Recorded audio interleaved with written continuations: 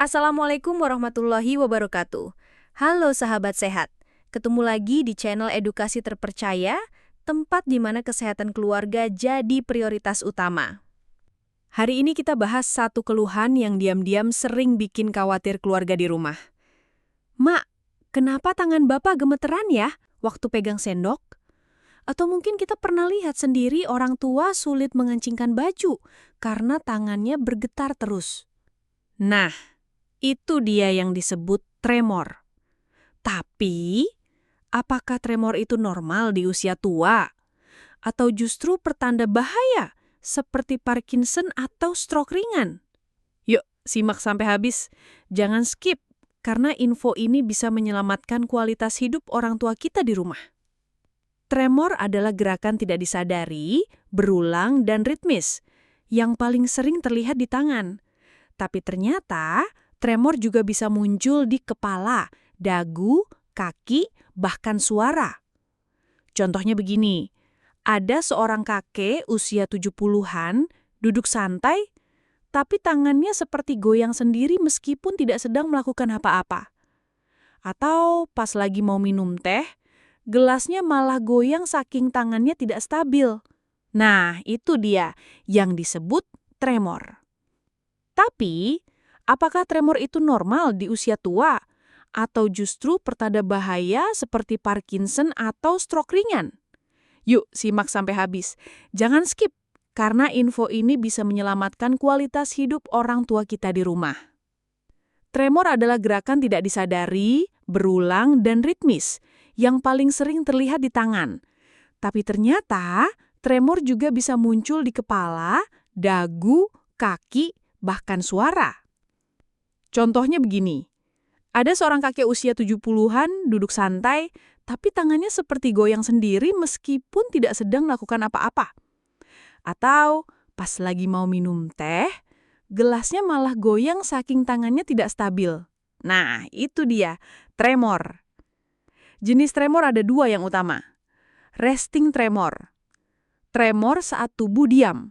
Biasanya terlihat saat tangan sedang istirahat di pangkuan. Ini sering terjadi pada pasien Parkinson. Action tremor.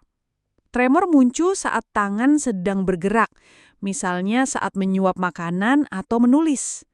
Jenis ini sering dialami pada essential tremor. Tremor turunan yang bukan karena penyakit saraf berat. Jadi, jangan buru-buru panik, karena tidak semua tremor berarti Parkinson. Tapi, kalau tremor makin parah, mengganggu aktivitas harian bahkan bikin minder, harus diperiksa lebih lanjut. Tremor itu bukan penyakit, tapi gejala. Dan penyebabnya bisa bermacam-macam. Yuk kita bongkar satu-satu. Penuaan alami. Saat usia bertambah, otot dan saraf mengalami penurunan fungsi. Refleks melambat, dan terkadang muncul getaran ringan. Ini biasanya tidak membahayakan. Essential tremor. Ini jenis tremor yang paling umum. Biasanya menurun secara genetik, jadi kalau orang tua kita pernah mengalami, kemungkinan besar kita juga bisa. Tapi ini bukan Parkinson. Nah, ini yang paling ditakuti. Tremor Parkinson biasanya muncul di satu sisi tangan saat sedang diam dan disertai gejala lain, seperti lambat gerak, wajah kaku, tulisan mengecil, dan langkah kaki terseret. Efek samping obat. Beberapa obat seperti antidepresan, litium, atau obat anti kejang bisa menyebabkan tremor. Bahkan kafein yang berlebihan juga bisa memicu tangan gemetar. Kondisi medis lain. Seperti hipertiroidisme atau kelebihan hormon tiroid, kadar gula darah rendah, gangguan liver, atau kecemasan berlebihan juga bisa sebabkan tremor. Kurang tidur dan stres, ini dia yang sering dilupakan. Kurang tidur dan stres bisa memperparah tremor. Jadi jangan abaikan kualitas istirahat orang tua kita. Kesimpulannya, tremor bisa jadi kombinasi dari faktor fisik, psikologis, dan gaya hidup. Ada tremor yang bisa ditoleransi, dan ada yang harus segera diperiksa. Tanda bahaya tremor yang harus diwaspadai. Tangan gemetar saat diam total, bukan saat bergerak. disertai otot yang kaku atau lemas. Gerak tubuh jadi lambat, sulit menulis, berpakaian, atau bahkan berbicara. Langkah kaki terseret, tidak seimbang. Kepala juga mulai gemetar atau suara terdengar bergetar. Contoh kasus, Pak Darto usia 74 tahun, mulai gemetar waktu sedang duduk santai. Awalnya cuma tangan kanan. Lama-lama dia susah nulis. Langkah kakinya terseret dan bicaranya jadi pelan. Itu gejala Parkinson yang harus segera ditangani. Jangan tunggu sampai lansia jatuh atau tidak bisa makan sendiri. Lebih baik, periksa ke dokter saraf sejak dini.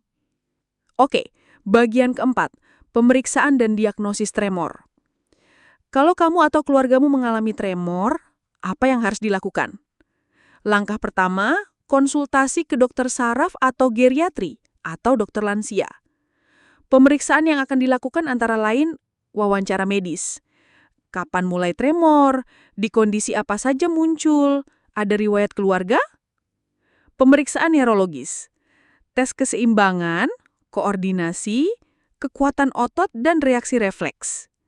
Tes darah untuk ngecek hormon tiroid, kadar gula darah, fungsi liver, MRI atau CT scan, bila dicurigai adanya gangguan otak atau stroke kecil.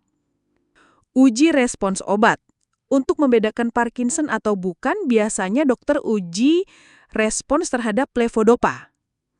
Diagnosis yang akurat penting, karena penanganan tremor tergantung penyebabnya. Setelah diagnosis, langkah selanjutnya adalah penanganan. Ada beberapa opsi. 1. Obat-obatan. Propranolol, sering digunakan untuk esensial tremor. Primidon, jenis obat anti kejang.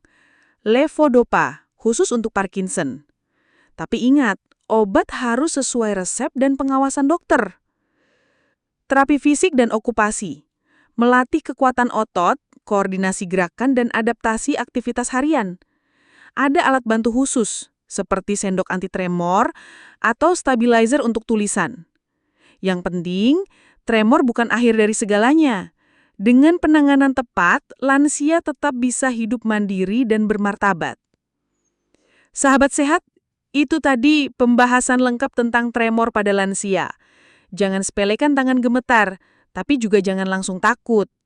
Kenali gejalanya, konsultasikan ke dokter, dan bantu orang tua kita menjalani hari-hari mereka dengan lebih nyaman.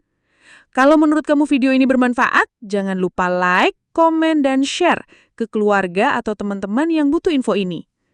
Subscribe channel ini untuk edukasi lainnya seputar kesehatan lansia, penyakit umum, dan tips hidup sehat di usia senja.